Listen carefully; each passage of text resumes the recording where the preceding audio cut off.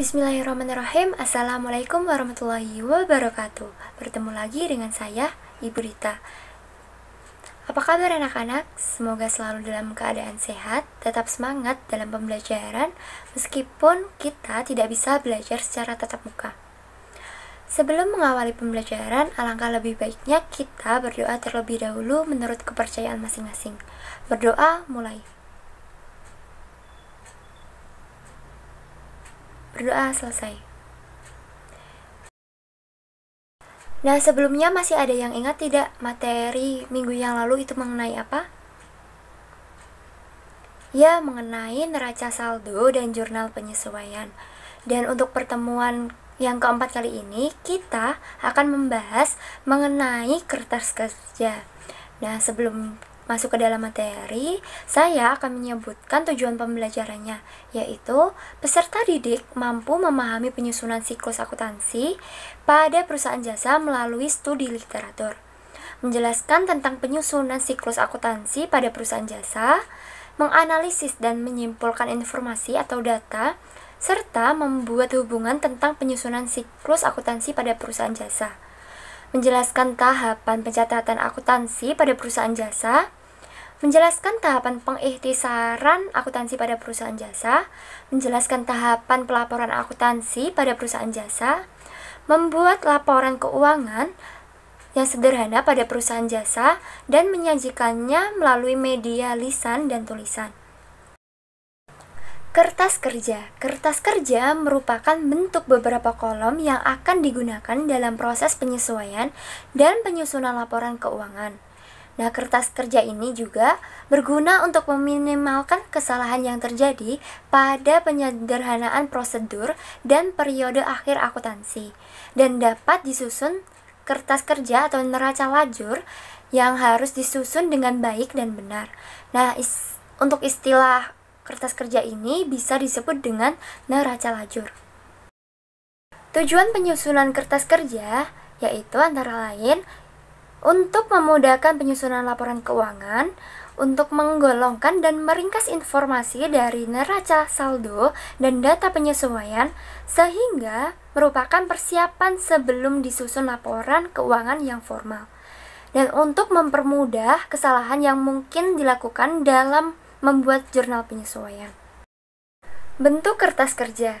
Pada umumnya ada beberapa bentuk kertas kerja, dan sudah terbagi yang dapat digunakan dan tergantung pada kebutuhan atau kebijakan dari masing-masing perusahaan.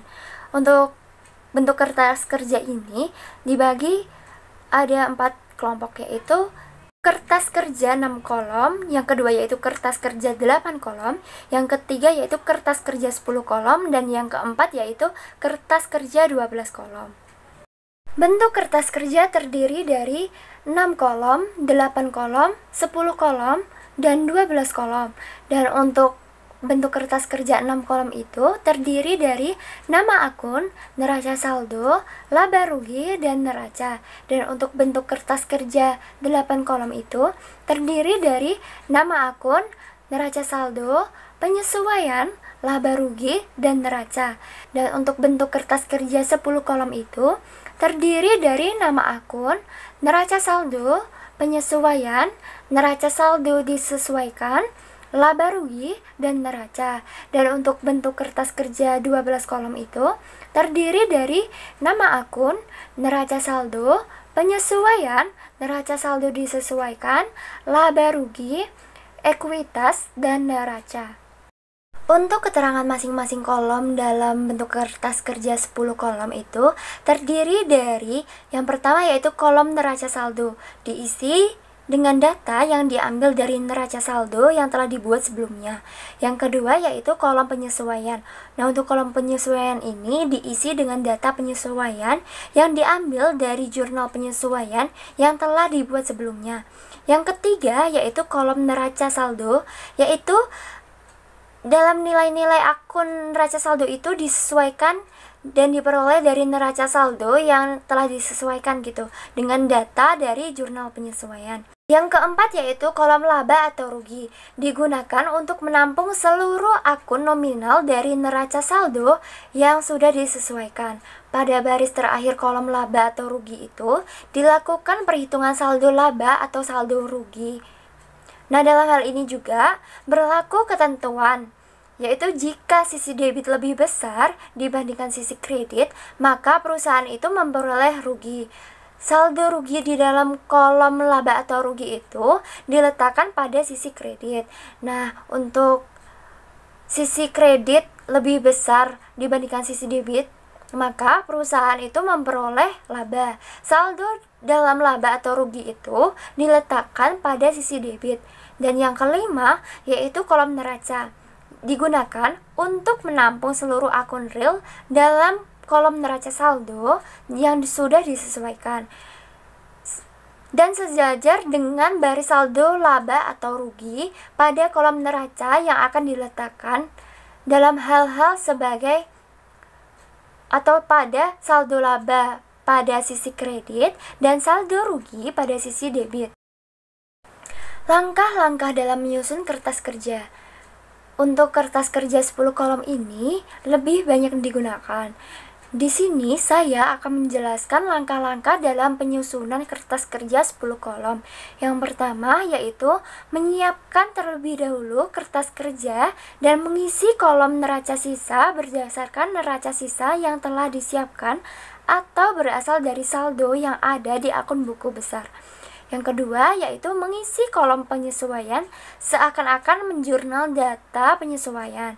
Apabila nama akun yang harus disesuaikan itu belum ada di neraca sisa, maka akun tersebut itu dicantumkan di bawah akun-akun yang sudah ada. Yang ketiga yaitu mengisi kolom neraca sisa disesuaikan dengan jumlah-jumlah yang diperoleh dari penggabungan neraca sisa dengan jurnal penyesuaian untuk masing-masing akun.